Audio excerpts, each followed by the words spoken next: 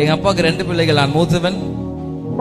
என் தம்பி ஒருத்தர் இருக்காரு, பிலிப்பைன்ஸ்ல மெடிசன் படிச்சுட்டு இருக்காரு. நான் டென்டிஸ்டா இருக்கிறேன். ஆமென்.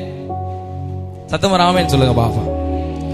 ஆக வளர்ந்தது எல்லாமே, பிறந்தது எல்லாமே ஊழியத்துல, ஊழியக்கார குடும்பத்தில்.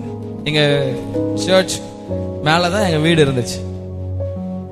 எங்க வீட்டுல பாத்தீங்கன்னா இந்த மாதிரிதான் ஒரு ஆஸ்பெட்டா ஷீட் இப்படி போட்டு அது கீழே தளம் போட்டு ஃபால் சீலிங்ஸ் எல்லாம் போட்டு எங்க வீடு அங்கதான் இருந்துச்சு. 2016 டிசம்பர் 12 ஒரு சம்பவம் சென்னையில நடந்துச்சு. எத்தனை பேருக்கு ஞாபகம் இருக்குன்னு தெரியல. எத்தனை பேருக்கு ஞாபகம் இருக்கு? 2016 டிசம்பர் 12 வருதா புயல் ஒன்று வந்துச்சு. ஞாபகம் இருக்கா? நாங்க பிறந்து வளர்ந்தது எல்லாமே அந்த வீட்டுல தான். எத்தனையோ மழை வந்திருக்கு, காற்று வந்திருக்கு. ஆனா ஒரு நாளும் அந்த வீடு அழிஞ்சு போய் நான் பார்த்ததே இல்லை. கேரல் சர்வீஸ் எல்லாம் முடிச்சுட்டு நாங்க ஒரு 12 மணி இருக்கும். மதியானம் தான் எழுமணும். ரொம்ப டயர்டா இருந்தனால சாப்பிட்டுலாம் முடிச்சுட்டு ஜெபத்தெல்லாம் முடிச்சுட்டு உட்காந்துட்டு இருக்கிறோம். பயங்கரமான காற்று, பயங்கரமான மழை, என்னைக்கும் இல்லாத காற்று. கிட்டத்தட்ட ஒரு அரை மணி நேரம் இருக்கும். முதல்ல இந்த ஷீட்லாம் ஓபன் ஆச்சு. நான் பார்த்துட்டே இருக்கிறேன். எங்க அப்பா அம்மா ஒரு பக்கம் மூலையில பார்த்துட்டு இருக்கிறாங்க. பெரிய பயம், என்ன நடக்க போகுதுன்னு தெரியல. கிட்டத்தட்ட ஒரு 10 வருஷம் அந்த வீட்டுல இருப்போம்னு வச்சுங்களேன். பார்த்துட்டு இருக்கும் போது ஒரு அரை மணி நேரத்துல முதல்ல ஷீட் ஓபன் ஆச்சு, சீலிங்ஸ் எல்லாம் உடைஞ்சது, தண்ணி உள்ள ஃபுல்லா வர ஆரம்பிச்சிருச்சு. எங்க அப்பா அம்மா ஓரமா நின்று அவங்க கண்களில் இருந்து வருகிற கண்ணீர் அன்னைக்கு நான் பார்த்தேன். ஒரு பையனா, ஒரு தகப்பனும் தாயும் வடிக்கிற கண்ணீரை முதல் தடவை அன்னைக்கு நான் பார்க்கிறேன். ஏன்னா அந்த வீடை எவ்வளவு கஷ்டப்பட்டு கட்டினாங்க எனக்கு தெரியும். ஒவ்வொரு கல்லுலயும் ஒரு ஜெபம், ஒவ்வொரு நாளும் அங்க போய் ஜெபம் பண்ணதை நான் பார்த்திருக்கிறேன். உதவி செய்ய யாரும் அந்த இடத்துல அன்னைக்கு வரவே இல்லை. ஒரு அரை மணி நேரம் தான் இருக்கும். நல்லா இருந்த வீடு உருக்குள்ள ஒரு ஏதோ பாழடைஞ்ச பங்களா மாதிரி எல்லாம் தண்ணியும் உள்ள வந்து ஒரு அரை மணி நேரத்துல கம்ப்ளீட் வாஷ் அவுட். திங்ஸ் எல்லாம் எடுக்கலாம். நாங்க முயற்சி பண்ணி பார்க்கும்போது மேல கீழ இருந்து விழுந்து எதனா ஆகிட போகுதுன்னு சொல்லிட்டு எல்லாமே தூரம் நின்று பார்த்துட்டு இருக்கிறோம். கிட்டத்தட்ட ஒரு 20 லட்சத்திற்கு உள்ள இருக்கிற எல்லா பொருளும் காலி. சர்ச்ல இருந்து அதுக்குள்ளேயே கொஞ்சம் எங்களுடைய அண்ணன்மார்கள், வாலிபர்கள் எல்லாரும் வந்து கொஞ்சம் உதவி பண்ணாங்க. எல்லாத்தையும் எடுத்துட்டு அன்னைக்கு இரவு சர்ச் பால்கனில அன்னைக்கு எல்லா திங்ஸையும் வச்சுட்டு அன்னைக்கு தங்கணும். 2 வாரத்துல கிறிஸ்துமஸ் ஆராதனை வேற இருக்குது. நடுத்தரவு என்னது போல வீடு இப்ப தேடணும், வாடகை வீடு தேட ஆரம்பிக்கிறோம். ஒரு வாடகை வீடு அடுத்த நாள் தேட ஆரம்பிச்சோம். ஆண்டவர் ஒரு வீட்டை காட்டினார். அந்த வீட்டுல போயிட்டு எல்லாத்தையும் செட்டில் பண்ணிட்டு, சொந்த வீட்டுல இருந்து வாடகை வீடு போறது எவ்வளவு கஷ்டம் உங்களுக்கே தெரிஞ்சிருக்கும். பெரிய அவமானம். நடுத்தரவுல எதுவுமே இல்லாத போல நின்று வேடிக்கை பார்த்துட்டு இருக்கிறோம். அன்னைக்கு இரவு எல்லாத்தையும் அரேஞ்ச் பண்ணிட்டு தெய்வ சமூகத்துல நன்றி செலுத்தலாம் போயிட்டு அப்படி குடும்பமா உட்காரும் போது எங்க வாயில இருந்து ஒரு வார்த்தையும் வரவே இல்லை. கண்ணீர் மாத்திரம் வந்து கொண்டு இருந்துச்சு. எங்க அப்பா அழுகுறத நான் பார்த்துட்டு இருக்கிறேன். என்னுடைய கண்ணீர் தாங்க முடியாத வேதனை.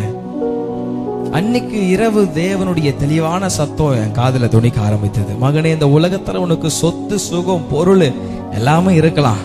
ஆனா என் கிருபை மட்டும் இல்லாம உன்னால ஒரு நாளும் வாழ முடியாதுடா. ரொம்ப தேம்பி அழ ஆரம்பித்தேன். அன்னைக்கு ஒரு புதிய பாடல் பிறந்தது.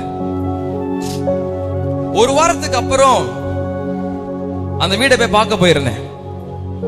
அப்பதான் புரிஞ்சுக்கிட்டேன் ஆண்டவர் தீமையிலும் ஒரு நன்மை வச்சிருக்கிறாருன்னு. ஆமென். அந்த வீடை போய் இப்ப நான் பார்க்க போனா நல்லா இருந்த வீட்டுல இப்போ வானம் தெரியுது, ஒரு பக்கம் பாழடைஞ்சு போன மாதிரி எல்லாம் தண்ணியெல்லாம் ஊத்திட்டு இருக்குது. நான் அந்த வீட்டுக்கு போயிட்டு கண்ணீரோட தான் போனேன். என்ன ஆண்டவர் இப்படி நடந்துருச்சு? எதிர்ச்சி என்னோட லெஃப்ட் ஹேண்ட் சைடு நான் திரும்பி பார்க்கும் போது எங்க வீடு பிரதிஷ்டை பண்ணும் போது அங்க ஒரு சின்ன வசனம் போர்டு, ஒரு சின்ன அட்டை ஆணி அடிச்சு மாட்டி வச்சிருந்தோம். நான் பார்க்கும் போது அந்த ஆணியில அந்த அட்டை அப்படியே அங்கேயே தான் இருக்குது. நான் ஆச்சரியமா பார்த்தேன். அடிக்கிற மழை காத்துல வீடே இழிஞ்சு விடுந்துச்சு. இந்த பேப்பர் மட்டும் இன்னும் மாட்டிட்டே இருக்குதேன்னு அந்த பேப்பர்ல இருக்கிற வசனத்தை நல்லா தொடச்சிட்டு பார்த்தா அதுல இருந்த வார்த்தை, உன்னை அதிசயங்களை காண பண்ணுவேன். நல்லாதான் கொஞ்சம் கையை தட்டி அப்பாவுக்கு சொல்லுங்களா, உங்க வீட்டுல நடந்தா எனக்கு நாடான உட்காந்துக்கிறீங்களா? நல்லாதான் கையை தட்டி அதிசயங்களை காண பண்ணுவேன்.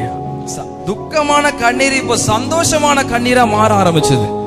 உடனே இந்த நல்ல செய்தியை கடகடன்னு போய் என்னோட செருப்பெல்லாம் மாட்டிட்டு நான் கீழே போய் அப்பா அம்மா கிட்ட சொல்லணும்னு போகும்போது இன்னொரு வசனம் என் கண்ணில் பட்டுச்சு. அந்த வசனத்தை நான் தான் ஒட்டினேன். ஆனா அப்ப பார்க்கும்போது அந்த சிச்சுவேஷன், அந்த வசனம் பெரிய ஒரு பாதிப்பை என் இருதயத்தில் உண்டு பண்ணவில்லை. அன்னைக்கு அந்த சூழ்நிலையில அந்த வசனத்தை பார்க்கும்போது அதுல இருந்த வார்த்தை, நீ சகலவற்றையும் திருப்பிக் கொள்வாய். அவன் நல்லா கையை தட்டி அப்பா ஒரு மகிமே சொல்லிருங்க பாப்போம். ஆண்டவர் இந்த வாக்கு தத்தங்களை கொடுத்து 2 வருஷம் ஆகுது. நம்ம ஆராதிக்கிற ஆண்டவர் வாக்கு தத்தங்களில் உண்மை உள்ளவர். சொன்னது போலவே இன்னைக்கு 2 வருஷம் கழிச்சு இடிக்கப்பட்ட வீடு, இழந்தவற்றை எல்லாவற்றையும் ஆண்டவர் மீண்டும் கொடுத்திருக்கிறார். ஆமென். தீமைகளை நன்மையாக மாற்றுகிறவரை நாம் ஆராதித்துக் கொண்டு வருகிறோம். வாழ்க்கையில் எத்தனை பிரச்சனை வரலாம், போராட்டம் வரலாம். தேவ சித்தத்தில் இருப்பது சாதாரணமான காரியம் அல்ல. பயங்கரமா வலிக்க தான் செய்யும். ஆனா அந்த வழியில அவரே கீழே ஆத்தின் பிசின் தைலமா உங்க வாழ்க்கையில இருப்பார். அவன் பலவீனம் இருக்கதான் செய்யும். அந்த பலவீனத்துல தேவனுடைய பலன் பூரணமாய் உங்களுக்கு விளங்கும். அவன் ஆண்டவர், ஏன் ஆண்டவர் நீங்க அமைதியா இருக்கிறீங்கன்னு கேட்க தான் தோணும். ஆண்டவர் அமைதியா இருக்கிறார். ஏன் தெரியுமா? நீங்க கேட்ட ஒவ்வொரு காரியத்தையும் அவர் செய்து முடிக்கும் வரை அவர் அமைதியா தான் இருப்பார். ஏன் ஆண்டவரே என் கூட தான் நீங்க இருக்கிறீங்களான்னு கேட்க தோணும். நம்மள மாதிரி பொய் சொல்லுகிற ஆண்டவரை நாம் ஆராதிக்கவில்லை. தேவன் மனமாற ஒரு மாந்திரம் அல்ல. சொன்ன காரியத்தை ஏற்ற காலத்தில் நிச்சயம் செய்து முடிப்பார். ஆமென்.